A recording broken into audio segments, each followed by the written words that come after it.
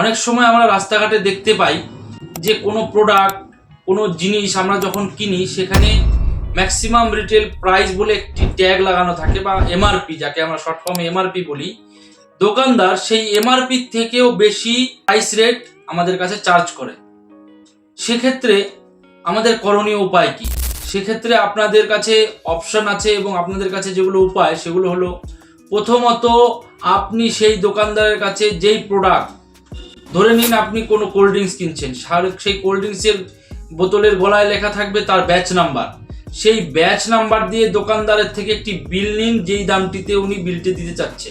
ধরুন 40 টাকা কোল্ড ড্রিঙ্কসের দাম, সে 45 টাকা নিচ্ছে, তাহলে অবশ্যই সেই ব্যাচ নাম্বার মেনশন করে সেই কোল্ড ড্রিঙ্কসের দাম বাবদ আপনি 45 টাকা লিখে একটি বিল নিন, এবং ওনার সেই বিল প্যাডে সেই বিলটি অবশ্যই থাকতে হবে উইথ ওনার দোকানের সিল।